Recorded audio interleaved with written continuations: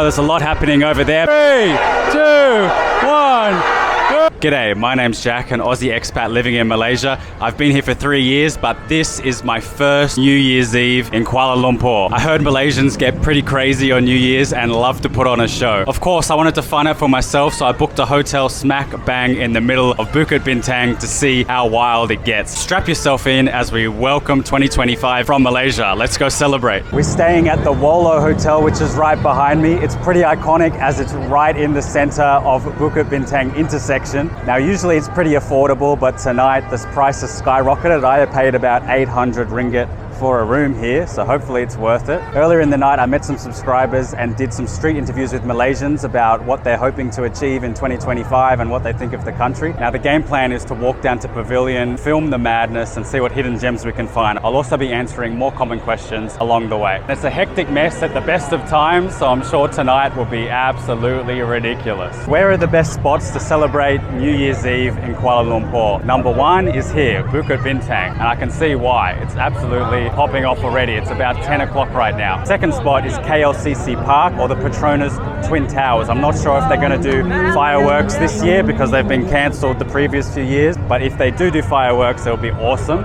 I saw them setting up the park for a lot of people this morning. The third spot is the newly opened TRX Mall, which is one of the best malls in the world. It's where I work, and they had a ticketed place. It's probably more for families. I think they had a more organized show and a stage, so that could be for you if you're looking for something more premium sit down. And the fourth option is rooftop bars or restaurants. Would be spectacular tonight. You'd get out of the crowd. It's probably going to cost you a fair bit of money, but like most holidays, you'll definitely enjoy yourself. KL has some of the best rooftop bars and restaurants in the world. Now we're going to go across this intersection. Let's see how crazy it is. Jeez. This is the famous McDonald's across there.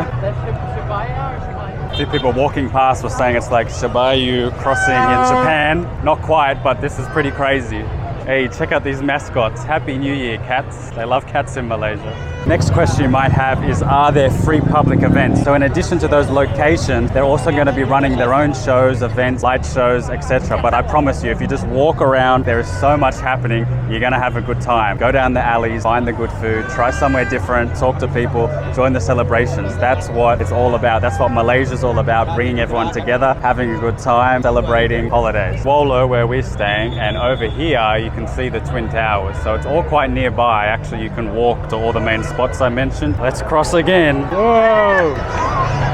Hard to even walk. Side path is gridlocked. So we're waiting to walk toward Pavilion, and while we do so, I want to talk about transport. Trying to come here with a car and park or with Grab, you're not going to be able to do it because it's absolute gridlock, so don't do that. What can you do about it? You can either come much earlier in the day, you can book a hotel in the area and come the night before, or you can take the public transport. As we saw before, we got the monorail behind us. Also, right in front of me, we have the MRT station, so it's just one stop from PRX, and I'd highly recommend taking the LRT, the MRT, or public transport in Malaysia. It's very convenient, very cheap, so don't get stuck in the cars. It can take 45 minutes just to go a kilometer. Definitely don't want to be doing that. Another common question might be about safety. Usually when I talk about safety, I say Malaysia is very safe and it's not something you need to worry about, but usually I'm staying in the good areas. I'm not a party guy, so I'm not going out at night. This is very different, probably the most hectic part of the city and probably the most dodgy. So if there's any night you need to be careful, it's New Year's Eve in Bukit Bintang or the city centre. Keep your wits about you, have a bag like me, like this, and have it at the front of your body and make sure it's zipped up at all times. Those are my tips. Stay safe. The other thing you need to keep in mind is alcohol consumption. Usually I talk about alcohol being the problem, and if there's any night people are going to be drinking, it's New Year's Eve. And also buy bottled drinks and not dodgy shit from the side of the road. But Malaysia's pretty good with alcohol. There's not a huge drinking culture. In all of Southeast Asia, Malaysia's probably one of the safest spots. I'm actually trying to walk while I'm filming this, and I'm making pretty much zero progress. I've gone nowhere.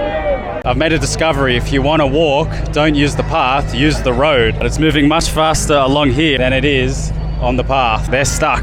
Talking of safety and transport, you think they'd actually close off this road to cars because everyone's walking on the roads now. I'm not sure that's safe for anyone. The cars are going to be stuck. There's so many people, but I'm going to become one of them. Common question if you're a traveler or new here is, do you need to make a booking for dinner reservations on nights like this on New Year's Eve for bars and restaurants? Absolutely yes. The best places will be booked out and they will be very expensive on these nights, like most places in the world. You can try and rock up, but I'm really trying to show you how chaotic it is. So do not rely on getting the seat or the place that you want. Make sure to make a booking. Most places, all you have to do is reach out to them on WhatsApp a few weeks ahead. When I booked this hotel, I booked it at the beginning of November for December 31st. So keep your wits about you and be prepared. If you're an expat or a traveler, I definitely recommend linking up with some buddies instead of going for it on your own, purely for safety reasons and just to have some connection with other people. So there are a lot of expat groups in Malaysia, in Kuala Lumpur. I'm going to be building one of my own that's done a little bit differently. So I'll be announcing that hopefully in the new year. But definitely make sure to join Meetup, join Facebook groups and connect with other people. If you're a retiree or you're a family, do not come to this area because it is too crazy. The kids are not going to have a good time. They're going to be overwhelmed. They're probably going to get upset. So make sure you go somewhere else outside of the city center. Maybe go to a park or find another expat venue or a pub that you can go to safely and have a good night. As for family-friendly activities, I would recommend TRX. Buy a ticket, go to the paid area, get a seat. Instead of coming to Bukit Bintang or even KLCC Park, you're going to enjoy it a lot more. And TRX is a world-class premium mall. So you'll definitely have a good time there. I can't guarantee the same here for the whole family. Now, recently I did a Christmas video and a lot of people were saying as soon as the Christmas celebrations were done, the city was going to tear down the Christmas stuff and put up Chinese New Year celebrations straight away. Chinese New Year is a major celebration in Malaysia and it happens at the end of January and February. Woo! Hey guys! Hey!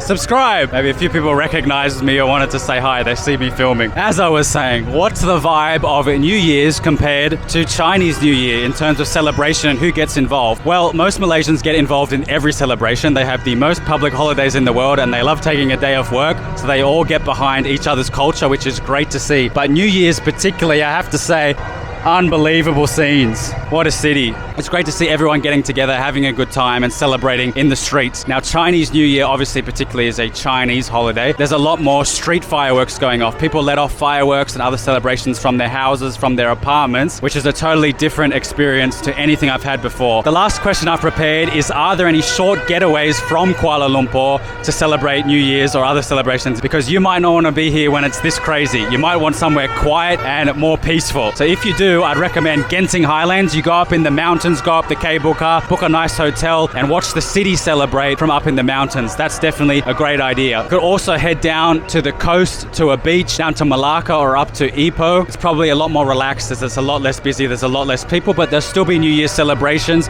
and different unique pockets and places you can go to as well. Another expat friendly spot near here is Changkat and Jalan Alor, which are right nearby, but honestly with how many people there are, I'm not even going to be able to get there within an hour and a half. But it is close, so maybe you could have a booking at one of the bars or the restaurants along Changkat. There's a lot of the Western pubs and different places like that, so you might enjoy there, but get there early. Don't rely on Grab or cars, as I said. Get the public transport and get set up from the afternoon, maybe from 5 or 6 o'clock. It really started getting packed and crazy here from about 8 p.m. Police down there are stopping anyone from walking. Hey, Happy New Year! Happy New Year! Hey! Oh my God. It's all good vibes. People are having a good time. I haven't seen anything dangerous or bad yet. It's just people having fun, wishing in the new year. It's now 11 o'clock, so we've got 1 hour left. We're going to make our move strategically down this road to Pavilion. Supposedly this is the best shawarma in KL. Where's the best shawarma in KL? The in front Damascus? Yep. Yeah, that one is really, really godness. It's tasty, you know. We are making good progress. We're walking at about 1.5 kilometers an hour, so we will make it in about 20 minutes. On the left here we have the oldest nasi kandar in Malaysia. So if you like Indian Muslim food, you got to go to a mamak. That is sure to be good. We're going in here for a water stop. I'm dehydrated. Oh, that air conditioning hits different on a busy New Year's Eve. I think I need one of these. This is the best brand in Malaysia, Spritzer. Get this one. Here's a fun fact for you. See over there, it says Star Hill. What does Star Hill mean? Well, it's Bukit Bintang. Bukit is hill and Bintang is star in Malay. So roughly, Bukit Bintang is Star Hill. We've picked this spot to camp out. We're not going any further. There's a lot happening over there, but here we get a good view of the Pavilion Mall.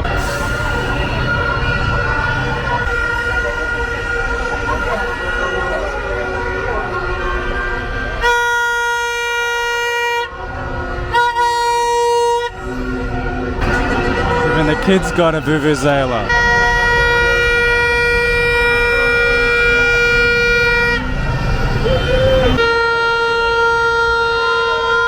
See that, guys? Even the Lambo was stuck in the traffic. So what's the message? Take public transport on New Year's Eve. Yeah, louder, louder. It's 11:45 p.m. and I'm not gonna lie, I'm tired and I'm pretty overstimulated. Let's hang in there if we can. Wow, I don't know if I can get much louder, but they're trying. He's trying to get louder.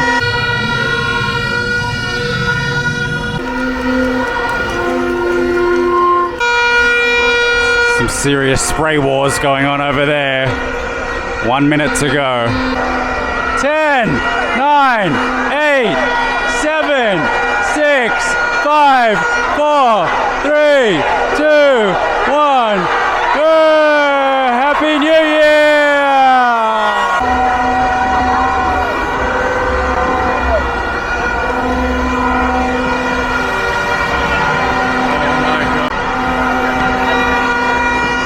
Going off. There's fireworks, people in the streets. Now this is peak mayhem.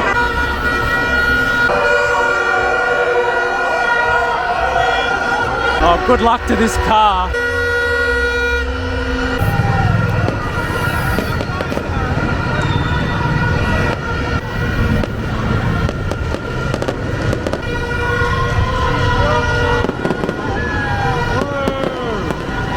Let's go, 2025.